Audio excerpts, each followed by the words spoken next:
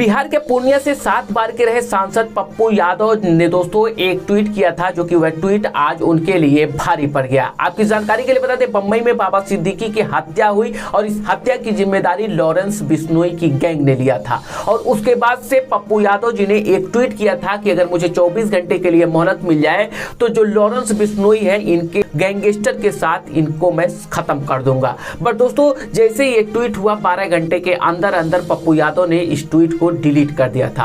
पप्पू यादव जी का दूसरा खौफ लॉरेंस बिश्नोई को तब देखा गया कि जब एक इंटरव्यू में एक पत्रकार ने पूछ लिया था लॉरेंस बिश्नोई को लेकर आप क्या कहना चाहते हैं, तो पप्पू यादव ने उस पत्रकार पे भी भड़क गए थे, जो कि दोस्तों तभी से ये दिखाया जा रहा था कि पप्पू यादव लॉरेंस बिश्नोई से काफी डर चुके हैं। बट दोस्तों लॉरेंस बिश्नोई के गैंग की तरफ से एक अनजान नंबर से फोन आता है पप्पू यादव जी के पास और पप्पू यादव जी को नसीहत दी जाती है कि आप लॉरेंस बिश्नोई को लेकर आपने क्यों ऐसा ट्वीट किया। बिश्नोई की गैंग की तरफ से पप्पू यादव जी को नसीहत दी जाती है कि अब आप दोबारा लॉरेंस बिश्नोई के रास्ते में ना आए, आप दोबारा लॉरेंस बिश्नोई के रास्ते में आएंगे तो आप जानेंगे आपका काम जानेगा। बट दोस्तों लॉरेंस बिश्नोई की इस फोन को आने के बाद से पप्पू यादव जी को कहा जाता है कि बिहार में इनका बाघ का कलेजा है। लेकिन दोस्तों लॉरेंस बिश्नोई की गैंग की तरफ से जैसे ही फोन आया पप्पू यादव जी एक भीगी बिल्ली बनकर रह गए और उन्होंने कहा कि हमें आपके रास्ते में नहीं आना है। दोस्तों उस ऑडियो रिकॉर्डिंग को सुनिए जो पप्पू यादव जी और लॉरेंस बिश्नोई के गैंग की तरफ से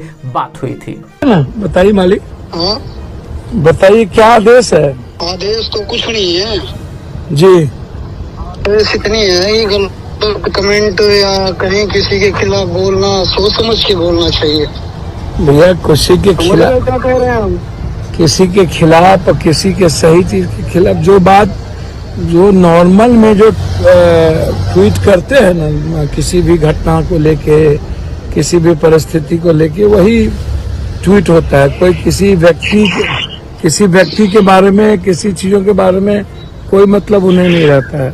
वो ट्वीट जब कोई घटना घटती है तो एज ए पॉलिटिकल ट्वीट होता है, तो पॉलिटिकल ट्वीट वो अपना करते हैं। भाई साहब से आपकी क्या दुश्मनी है? नहीं कोई दुश्मनी कीजिए। ऊपर वाला देखिए एक बात जानिए, पप्पू कर्म और कांड दोनों करते हैं जी। कर्म और कांड दोनों करते हैं भैया कर्म करेंगे बाद में। भाई साहब की वो डायलॉग तो सुना होगा, भैया एक बात करने में भी आसानी होगी। भैया एक बात समझिए, मैं आपको बता दूं, बहुत क्लियर हूं मैं इस मामले में कि पप्पू यादव जी देश के 7 बार इंडिपेंडेंट एमपी रहे हैं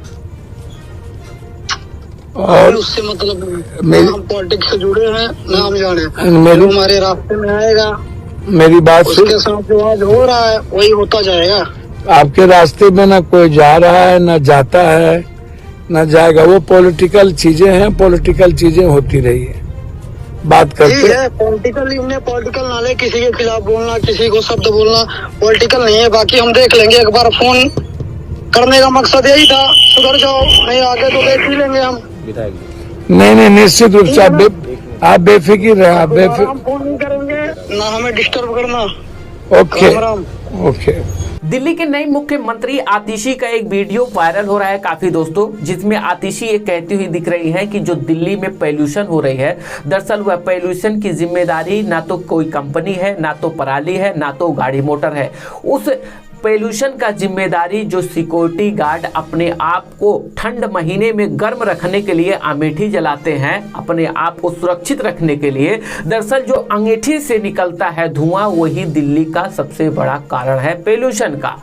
दोस्तों इस स्टेटमेंट के बाद से हमें ये लग रहा है कि भारत के जो राजनेता हैं कैसे मुद्दों को भटकाते हैं और जो असल मुद्दे हैं उस पर तो बात ही नहीं करते हैं। अब इनका ये मानसिकता है कि जो सिक्योरिटी गार्ड है जो अमेठी जला रहे हैं, दरअसल वो अमेठी ना जलाएं। दोस्तों आतिशी का स्टेटमेंट सुनिए और इस स्टेटमेंट के बाद से काफी मजाक भी बनाया जा रहा है सीएम आतिशी। कोई कहता है कि रोड डस्ट से होता है, कोई कहता है व्हीकुलर पोल्यूशन से होता है, कोई कहता है पराली जलने से होता है, लेकिन कोई भी आधिकारिक डेटा मौजूद नहीं है जो ये बता पाता है कि कितना पोल्यूशन कौन से सोर्स से होता है। सरकार के पास पहले ये डेटा नहीं था, स्टडी के इस माध्यम से सामने आया कि सर्दियों में एक बहुत बड़ा सोर्स पोल्यूशन का है जो सिक्योरिटी गार्ड्स वगैरह अंगीठी जलाते हैं, आग जलाते हैं अपने आप को गर्म रखने के लिए।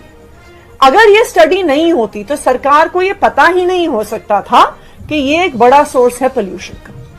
जब पता चलता है तो उसके आधार पर पॉलिसीज बनाई जा सकती है।